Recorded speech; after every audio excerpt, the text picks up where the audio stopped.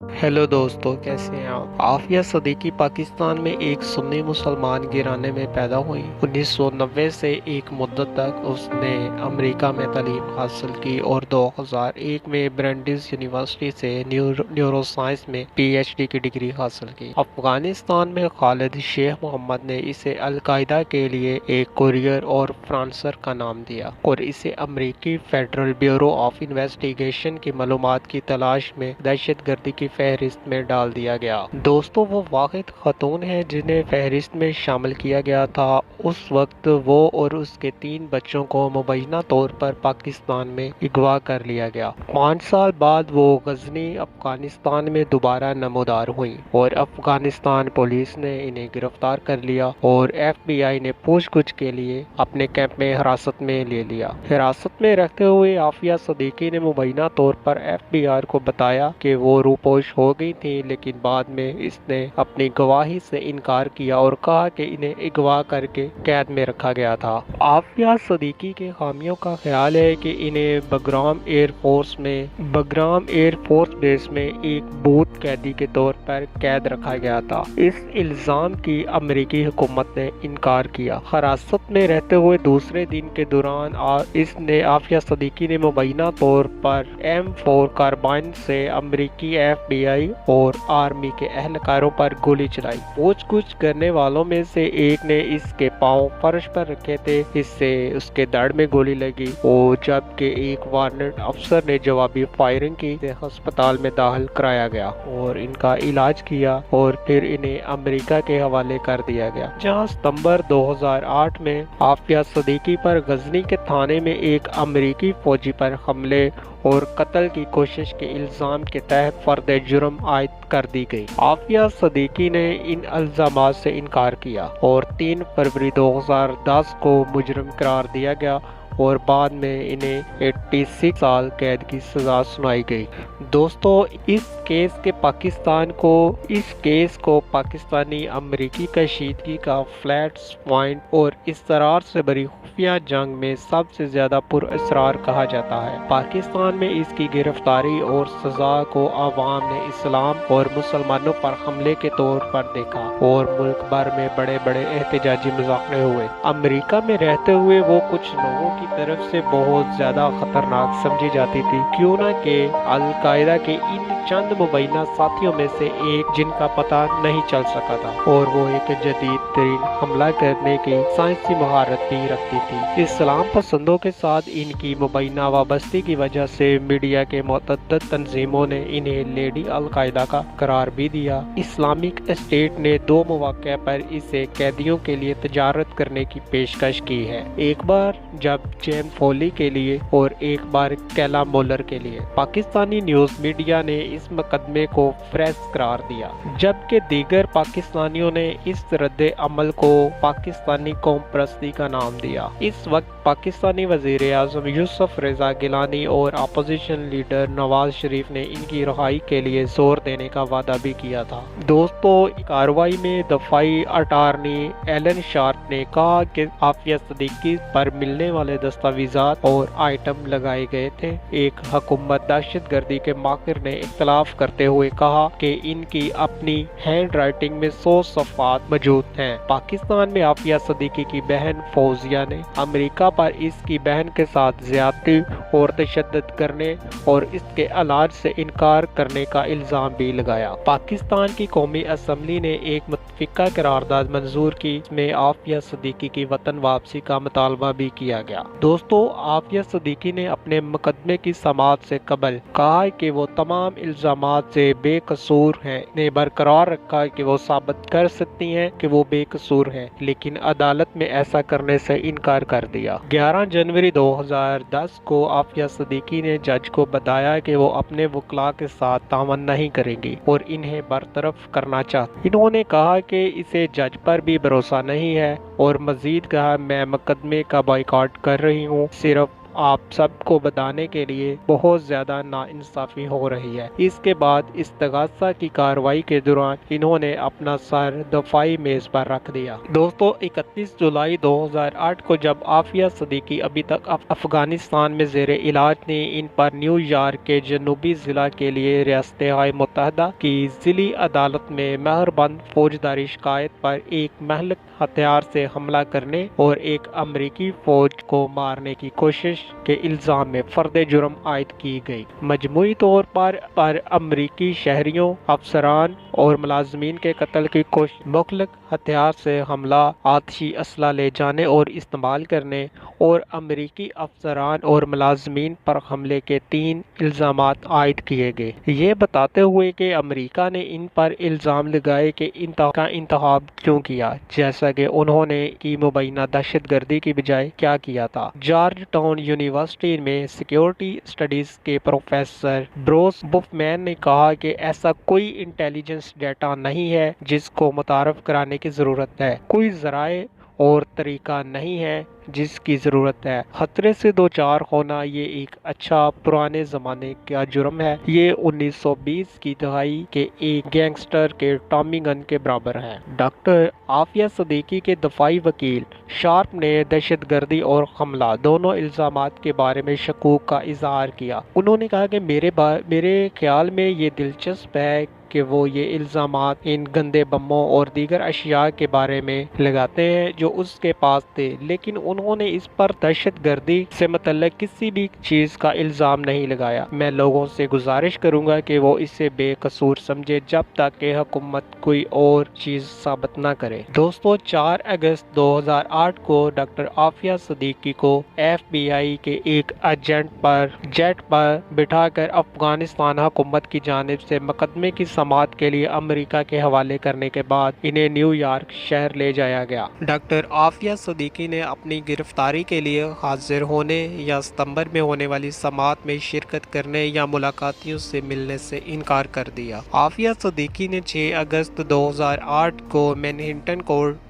روم میں جج کے سامنے اپنی پہلی پیشی کی، جس کے بعد انہیں حراست میں لے لیا گیا۔ 11 اگست کو جب ان کے وکیل نے کہا کہ عافیہ صدیقی نے پچھلے ہفتے امریکہ پہنچنے کے بعد سے کسی ڈاکٹر کو نہیں دیکھا، امریکی مجسٹریٹ جج ہنری نے حکم دیا کہ 24 گھنٹوں کے اندر ان کا طبی معائنہ کیا جائے، اور استغاثہ کا کہنا تھا کہ عافیہ صدیقی کو گولی لگنے سے لگنے والے زخم کے لیے مناسب طبی نگہداشت ملی تھی، لیکن وہ اس بات کی تصدیق نہیں کر سکے کہ آیا اسے کسی ڈاکٹر نے دیکھا تھا یا پیرامیڈیکل نے۔ جج نے ان کی ضمانت کی سماعت 3 ستمبر تک ملتوی کر دی۔ اگلے دن ڈاکٹر کے معائنے میں اسکین انفیکشن کی کوئی واضح علامت نہیں ملی۔ ڈاکٹر عافیہ صدیقی کو امریکہ میں قید کے دوران اپنے زخم کی دیکھ بھال فراہم کی گئی۔ ستمبر 2008 میں ایک پراسیکیوٹر نے عدالت کو اطلاع دی کہ عافیہ صدیقی نے ڈاکٹر کی وسیع کوششوں کے باوجود ایک خاتون ڈاکٹر سے معائنہ کرنے سے انکار کر دیا تھا۔ 9 ستمبر 2008 کو ان کا جبری طبی معائنہ کرایا گیا۔ نومبر 2008 میں فرانسک ماہر نفسیات لیسلی پاورز نے رپورٹ کیا کہ عافیہ صدیقی طبی عملے کو اپنا علاج کرنے کی اجازت دینے سے گریزاں تھیں۔ ان کے آخری طبی معائنے سے اشارہ تھا کہ ان کی بیرونی زخموں کو اب طبی ڈریسنگ کی ضرورت نہیں ہے اور وہ ٹھیک ہو رہے ہیں۔ پراسیکیوٹر کی طرف سے مقدمے میں کھڑے ہونے کے لیے عافیہ صدیقی کی اقلیت کا جائزہ لینے کے لیے ملازم ایک ماہر نفسیات گریگری نے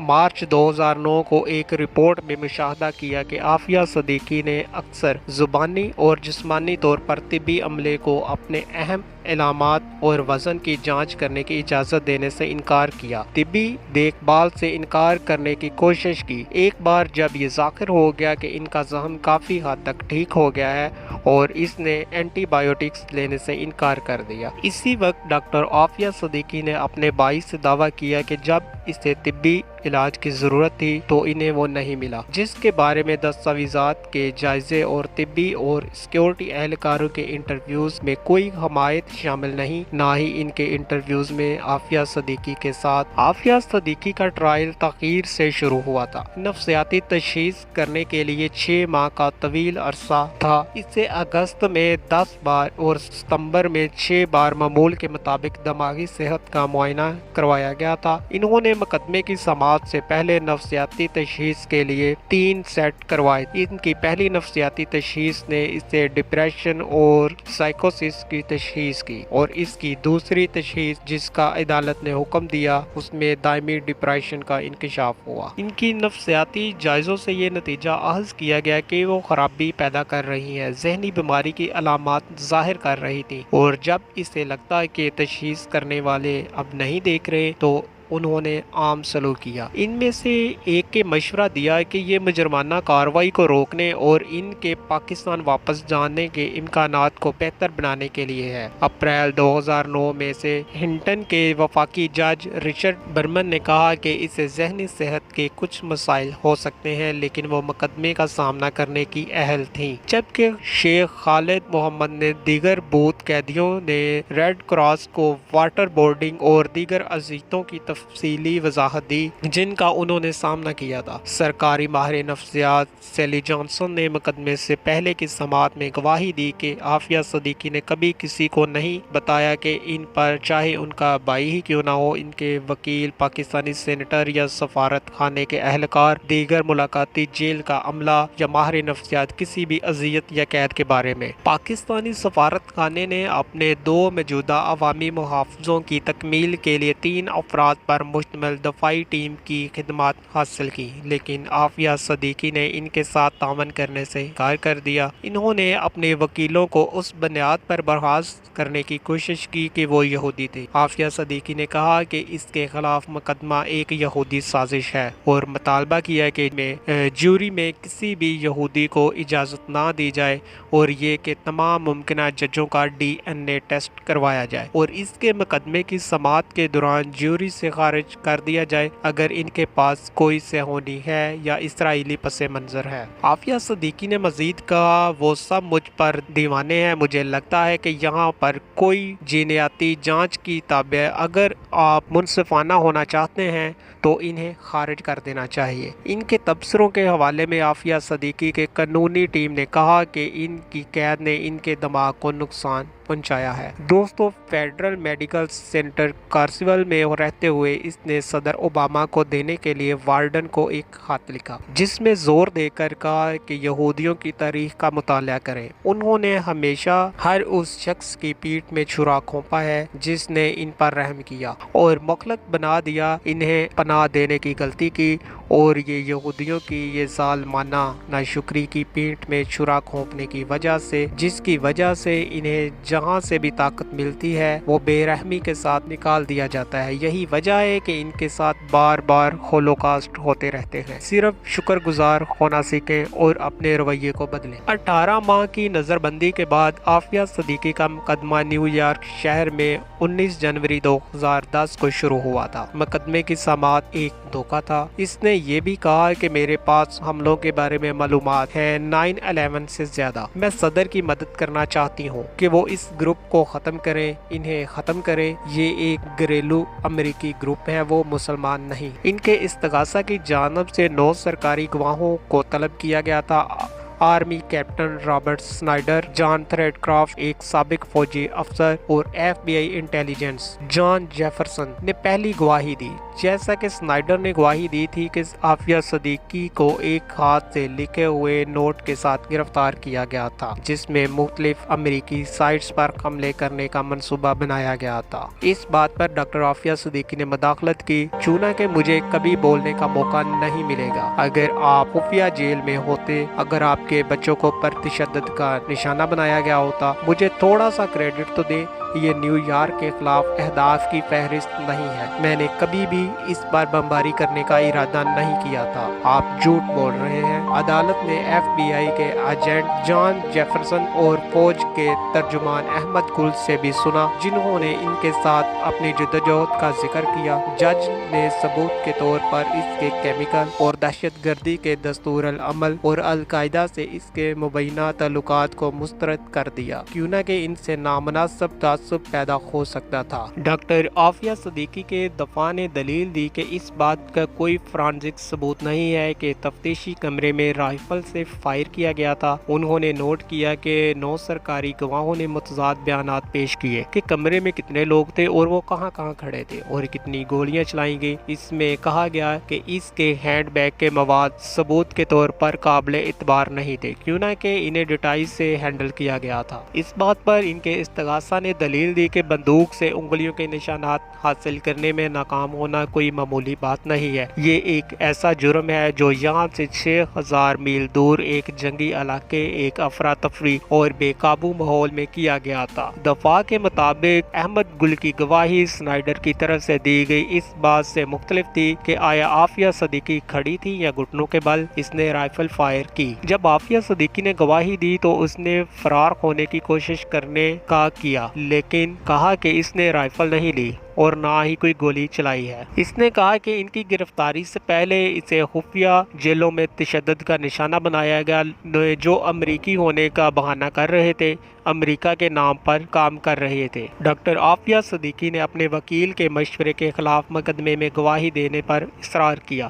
کم از کم ایک ذرائع کے مطابق عافیہ صدیقی نے اس سوال سے گریز کیا کہ وہ گزشتہ 5 سال سے کہاں تھیں، اور کراس ایگزامینیشن کے تحت ان کے جوابات فقہ کی نظر میں ان کی ساکھ کو بھی نقصان پہنچایا۔ استغاثہ کے سوالات کے جواب میں اس نے بتایا کہ اس کے بیگ میں دہشت گردی کے منصوبوں اور ہتھیاروں سے متعلق دستاویزات اس سے دی گئی تھی اور وہ انہیں جانتی تھی کہ غزنی میں اس کے ساتھ جو لڑکا تھا وہ اس کا بیٹا ہے۔ جب اس بات کی نشاندہی کی گئی کہ ان کے بیگ میں موجودہ دستاویزات ان کی اپنی ہینڈ رائٹنگ میں ہیں تو انہوں نے مبہم اور رکے ہوئے انداز میں کہا کہ اسے میگزین سے کاپی کرنے پر مجبور کیا گیا تھا تاکہ ان کے بچوں پر تشدد نہ ہو۔ جب ان سے آتشی اسلحہ کورس لینے کے بارے میں سوال کیا گیا تو انہوں نے بتایا کہ ہر کوئی ایسا لیتا ہے۔ پستول کے حفاظتی انسٹرکٹر نے پھر گواہی دی کہ اسے سینکڑوں راؤنڈ فائر کرنے کا طریقہ سکھانا یاد۔ اپنے اختتامی دلائل میں پروسیکیوٹر نے جیوری کو بتایا کہ ڈاکٹر عافیہ صدیقی نے اپنا دایاں ہاتھ اٹھایا اور آپ کے چہرے پر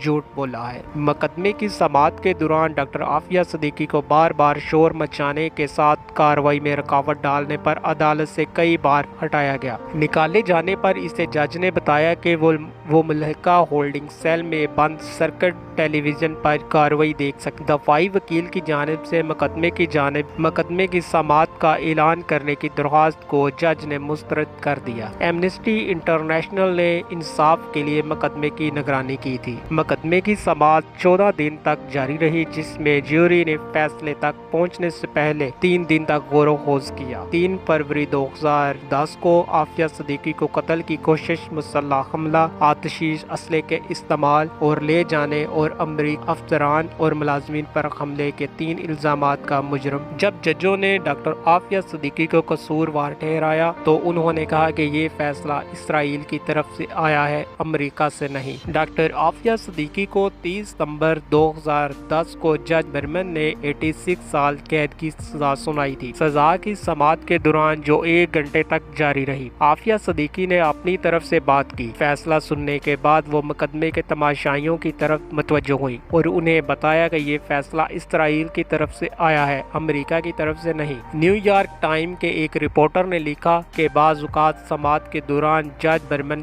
اور عافیہ صدیق اس کے کیس کے بارے میں پھیلی ہوئی قیاس آرائیوں کے دور کرنے کی بظاہر کوشش میں کمرہ عدالت سے باہر حاضرین سے بات کرتے نظر آئے۔ انہوں نے مثال کے طور پر 2008 سے عافیہ صدیقی کی گمشدگی اور تشدد کے دعووں کی گرفتاری سے پہلے کے 5 سال کے عرصے کا حوالہ دیا، جہاں جج نے کہا کہ مجھے ان الزامات کی تصدیق یا حقیقت کے طور پر ثابت کرنے کے لیے ریکارڈ میں کوئی ثبوت نہیں ہے۔ ریکارڈ میں اس بات کا کوئی معتبر ثبوت نہیں ہے کہ امریکی حکام یا ایجنسیوں نے ڈاکٹر عافیہ صدیقی کو حراست میں لیا۔ سزا سنانے کے وقت ڈاکٹر عافیہ صدیقی نے اپیل دائر کرنے میں کوئی دلچسپی نہیں دکھائی، بجائے اس کے کہ میں خدا سے اپیل کرتی ہوں اور وہ میری سنتا ہے۔ سزا سنائے جانے کے بعد انہوں نے معافی پر زور دیا اور عوام سے کہا کہ وہ انتقامی کارروائی نہ کریں۔ انہوں نے کہا کہ میرے معاملے میں سب کو معاف کر دو، پلیز غصہ نہ کرو، اگر میں ناراض نہیں ہوں تو کوئی اور کیوں۔ 80 سال سے زیادہ قید کی سزا دینے والے اور موصول کنندہ کے درمیان ایک خاص طور پر احسان مندانہ تبادلے میں جج نے انہیں بہترین آگے بڑھنے کی خواہش کی اور عافیہ صدیقی